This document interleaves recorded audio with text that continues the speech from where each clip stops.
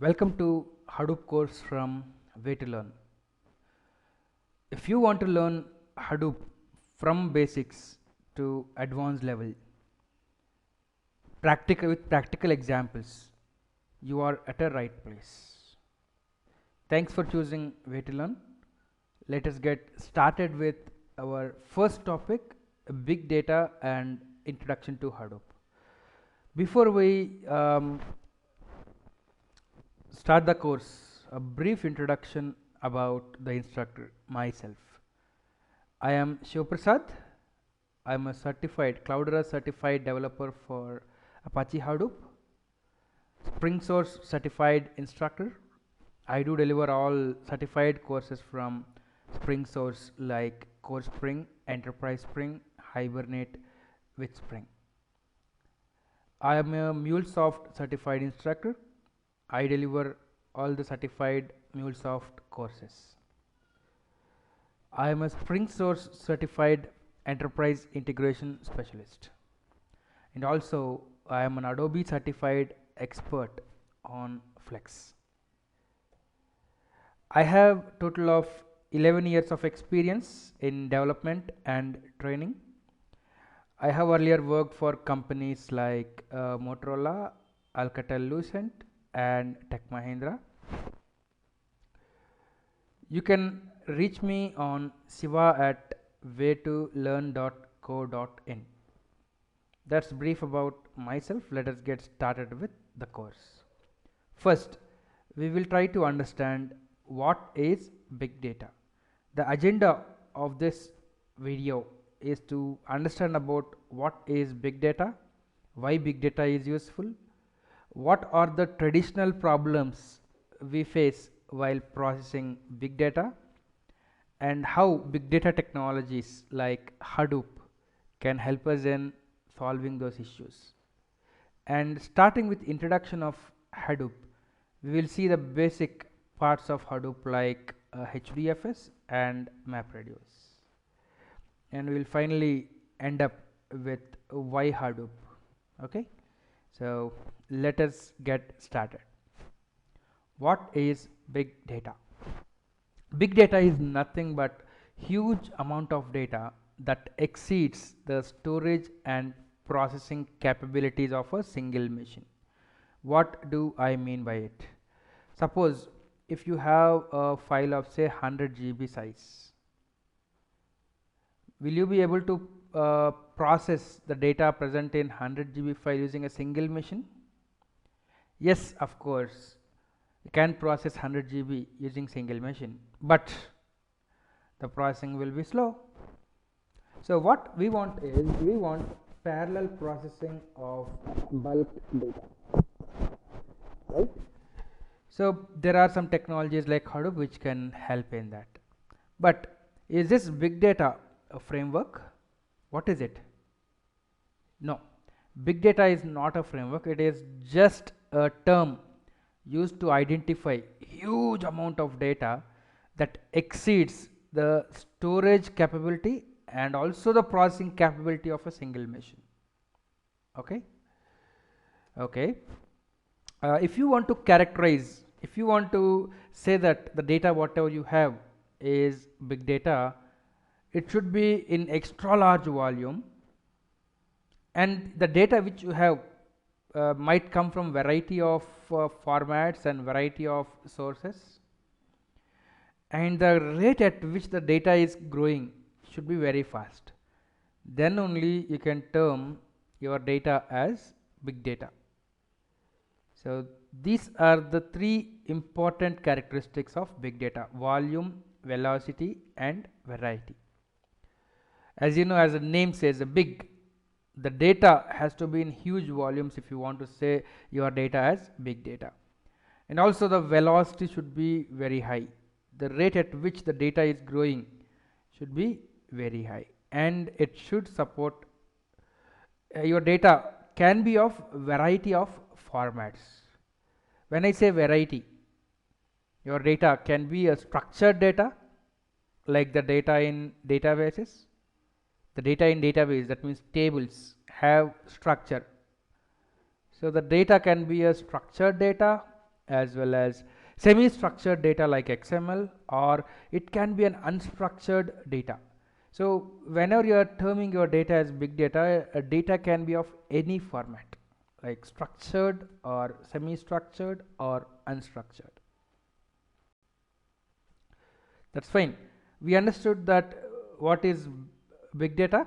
Big data is just a term used to identify huge amounts of data which is beyond the processing and storage capabilities of a single machine. But what can we do with this big data? Yes, the very good thing is we can do analysis of big data. Let me show you a simple example of how a big data looks like. I have a file with me. Let me show you. I have a file called as access log. See what is the size of this file? Around 500 MB.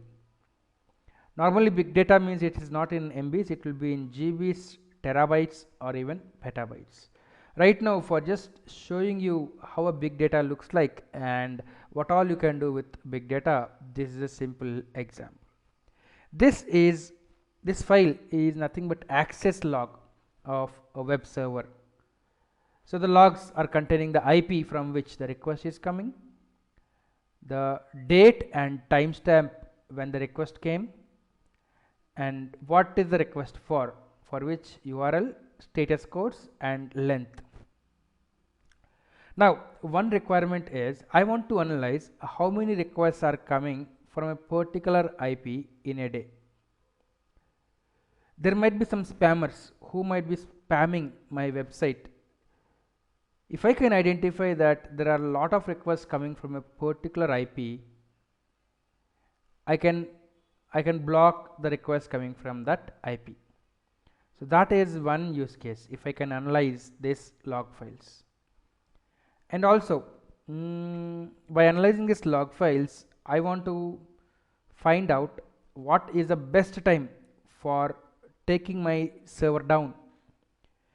If you take an example of good applications like eBay, every application might require some downtime.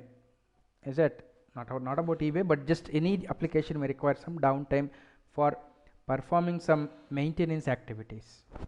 So if they want to perform some maintenance activities in daytime where there might be a lot of requests coming, they might lose the business. So what is the best time for taking the system down for maintenance? A time where they are getting very less number of requests. So if I can analyze this file and find some time where a very less number of requests are coming, that is the best time for getting the system down for maintenance. So that is another use case. Like this, analyzing data can give a lot of advantages. Okay, I'll tell you about other use cases as well. Let me go through the presentation. Okay, so if you see what are the use cases of analyzing big data, one very good example can be next product to buy recommendations. Hope you might have bought some products on some sites like eBay. If you buy one product, after you purchase that product, they'll give you some recommendations on next product to buy. How do you think are they able to give the recommendations? It's all because of analysis. The users who bought the same product earlier from their site might have bought some other products. So they will analyze the products bought by the customers after they bought the current product, and they will give such products as recommendations. This is one very good example of analysis of big data. And also advertising targeting.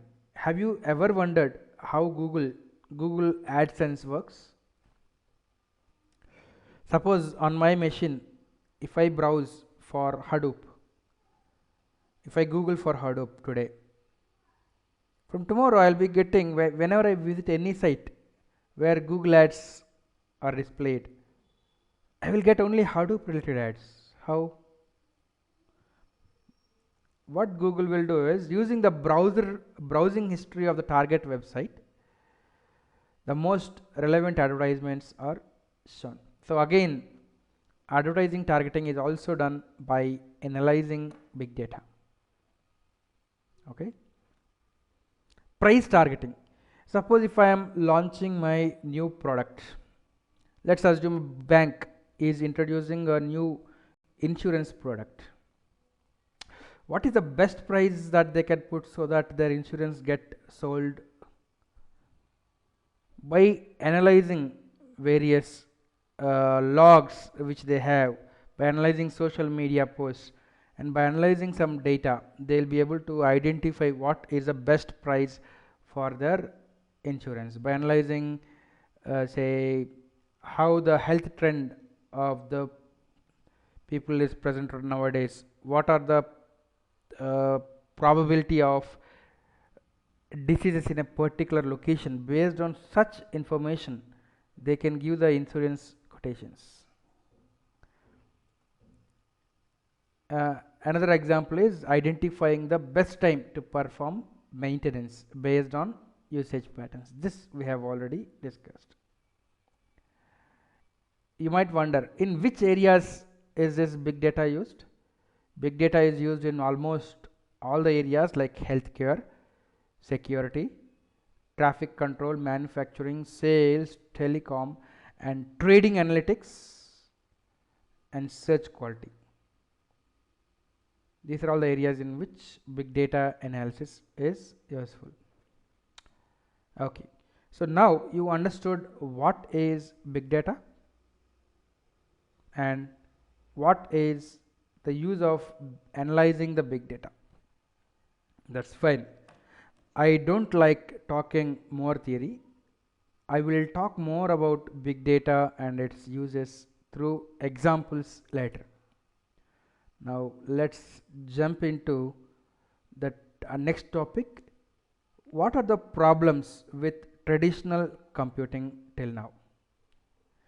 Till date, or till few years recently, we used to process relatively small amount of data, and to process small amount of data, processing speed has to be high. So for decades, the primary push was to increase the computing power of a single machine and also increasing the memory like RAM. But nowadays, as the volume of data is very huge, as the volume of data is beyond the processing and storage capabilities of a single machine, we need some way of distributed processing. Let us see how we can achieve. Even before seeing how we can achieve, if you see any typical distributed system, it will look like this. The data, if it is huge, we won't store it on our machines. We will store it inside something called as storage area network.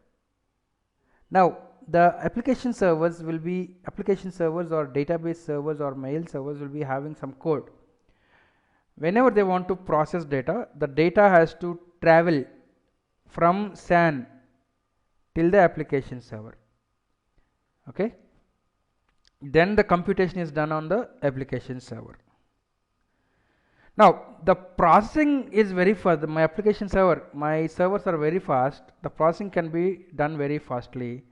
But now the problem is getting the data up to the processor is a big headache, is a bottleneck, right? So that is the problem with typical distributed system. So if you take a quick calculation, if the disk transfer rate is 75 MB per second, which is very high, the time taken to transfer 100 GB of data to processor will be approximately 22 minutes. So 22 minutes for processing 100 GB of data is not acceptable. we need a new approach. What is a new approach? Yes, Hadoop can help you. What is Hadoop? Hadoop is a framework that allows for distributed processing of huge data sets using clusters of commodity computers. Very simple, don't worry about the definition. So Hadoop is a framework which allows for distributed processing of huge sets of data using simple programming model. That's all. You'll understand, you'll gain in understanding about what is Hadoop going on further. So in Hadoop there are two core components. The first one is HDFS, which is nothing but Hadoop distributed file system used for storage, and MapReduce engine, which is for processing. First, let us try to understand HDFS, Hadoop distributed file system. Okay, before understanding what is HDFS, HDFS stands for what? Hadoop distributed file system. Before we understand about Hadoop distributed file system, let us understand about file system. In our operating system also, if you are using Windows, you have NTFS or FAT32, right? Or if you are using Unix based machines, it can be like ext3, ext4, etc. These are the file systems. Now I have a simple question. Suppose if you are having a file of say size 1 MB, do you think 1 MB data is stored on contiguous locations on your hard drive? No, exactly. In hard drive is logically divided into some blocks of size 512 KB. Again, this size 512 KB is dependent on operating system. Let's assume 512 KB right now. Now, your hard drive is logically divided into blocks. If you are trying to save 1 MB file onto your operating system, what happens is this 1 MB is broken into 1024 into 1024 kilobytes into 1024 kilobits by 512. So this number of blocks, your 1 MB file is broken into this number of blocks and it is stored inside your hard drive. And the information about the locations of this block is stored inside your file system like NTFS or ext3 or ext4. So the file system is basically responsible for storing the block locations, or we can say the metadata about the file. What is the file name, file attributes, what are the locations of the blocks of each file are maintained by file system. Let's assume that you already have 1 MB file on your file system, and if you are opening the file using say Notepad, what happens? The Notepad will contact the file system and get the block locations of this file, read the data from all the block locations and show it to you in the Notepad. So that is at the low level. Everything is taken care by the low level things. Hope now you got understanding about what is a normal file system. In normal file system, the file is broken into blocks and blocks are stored on your hard drive. Now let us try to understand what is a distributed file system. Distributed file system also is similar to file system, but the blocks are not stored on a single machine. The blocks are stored in a cluster of machines. What is a cluster? Cluster is nothing but a combination of nodes, combination of machines performing similar action. So if I have a file of size say 640 MB in distributed file systems like Hadoop, the file is divided into 10 blocks and the block size is 64 MB. So 640 MB is divided into 10 blocks, and 10 blocks will be stored randomly on all the nodes, and the distributed file system will be maintaining the data about the location of each of the node. For clarity, let us assume that I have a file of size say 100 MB. 100 MB file will be divided into two blocks. One block B1 I'll say of size say 64 MB, and another block say B2 of size 36 MB.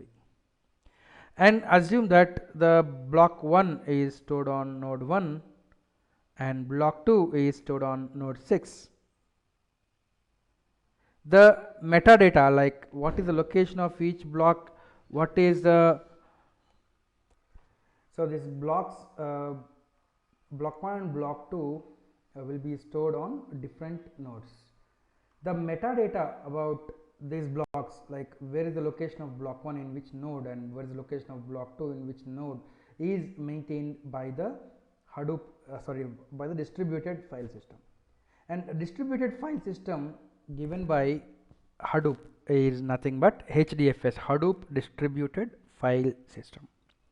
Okay, now you got understanding about what is Hadoop distributed file system.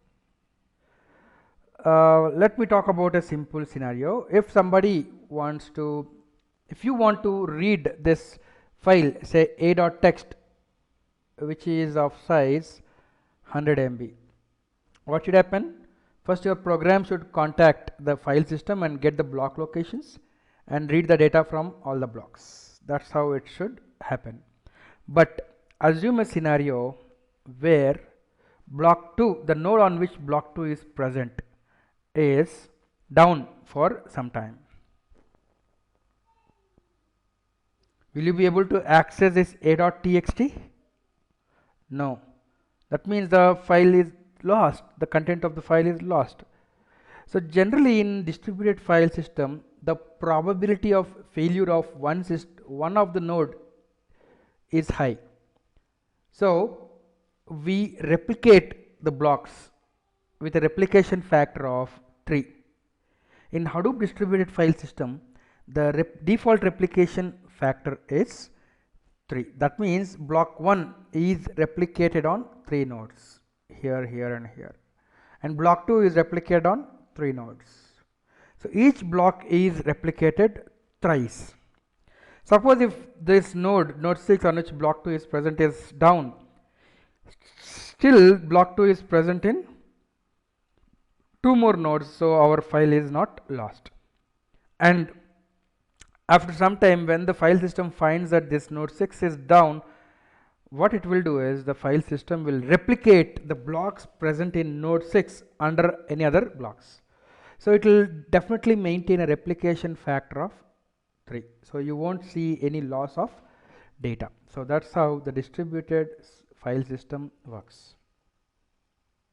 Now you might be having some questions like, what if the file size is 40 MB only? I have a file of size 40 MB, but the default block size in HDFS is what? 64 MB. Will it occupy 64 MB? That might be your question. No. It will occupy only 40 MB. You don't need to worry about wastage of memory. It will occupy 40 MB only. Okay. And your next question might be, what if a node on which the block is stored is crashed? Just now we understood that each block is replicated by default with a replication factor of 3. So if one of the node is crashed, the data is present in other nodes, so the data is not lost. How is data processed by a program if data is present on different nodes? This might be your next question. Let me explain you. I'll go to a previous slide. Let's assume that a file name is a.txt, okay, and it is of size 100 MB. Assume that the replication factor right now is 1. There are 2 blocks, block 1 block 2. Just assume that replication factor is 1 to make your concepts clear. Now what I want to do is, I want to write some program which will analyze the data present in both the blocks. In Hadoop, we use something called as MapReduce program. We'll see what is MapReduce program next. What we do is we write a MapReduce program and submit my program to the Hadoop cluster. So once I submit my Hadoop job or MapReduce job to Hadoop cluster, what happens is the jar file or the file which contains the program is transferred to the nodes in which my blocks are present. So the jar file is transferred to both these nodes and the program will execute on a node in which the block is present. So program is transferred to here and program is transferred to here. These programs will act on the local data, right? So in distributed processing like Hadoop, if you are using for distributed processing, the program will be transferred to the place where data is located. But whereas in traditional systems, what was happening? The data was somewhere on the SAN. Whenever the data has to be processed, the data is transferred to the location where program is residing, which was too costly. But now the scenario is reversed. The program is transferred to the place where data is residing and the program will execute on the local data. The output will be again, the output of these blocks will be again returned to the file system from where the client application will be able to read the result. So that's how processing happens in distributed file system. Okay, let's go next. Okay, another question might be like, let's assume that access log file is 100 MB. It is divided into two blocks of size 64 MB and 36 MB. That's okay. So let's assume that this is the whole file, just to make you understand, and it is divided into 64 MB and 34 MB. This is 64 MB, assume this is 34 MB, right? Now assume that the last line of 64 MB, half of the line goes to first block, half of the line goes to second block. When the program is executing on first block, if it has to analyze the last line, how does it analyze? That might be your doubt.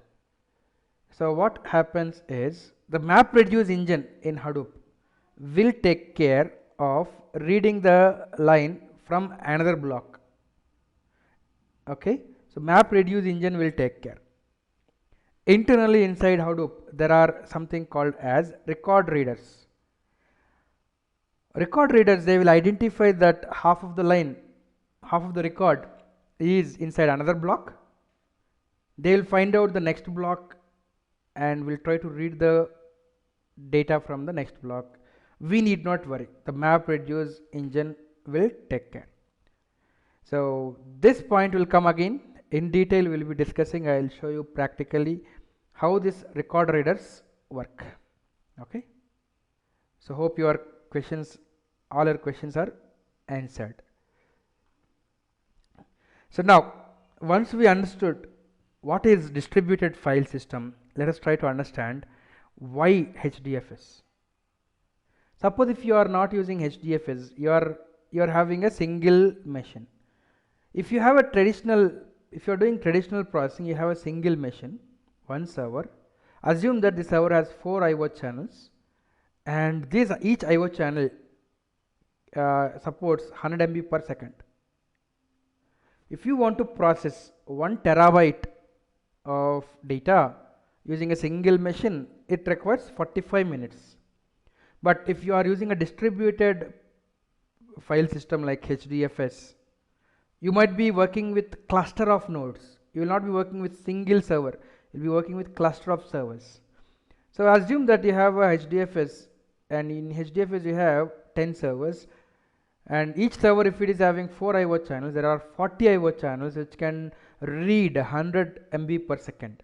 So 1 terabyte file can be processed parallelly in 4.5 seconds. That is the reason why HDFS data can be processed parallelly in less amount of time. Okay. So in Hadoop cluster, we have two parts. One is HDFS layer and another is MapReduce layer. We will discuss about this Hadoop cluster in detail in our next video. So in this video, you got understanding about what is big data and why big data is used. What is Hadoop? In Hadoop again you understood what is HDFS. We'll learn about some more details of Hadoop cluster in our next video.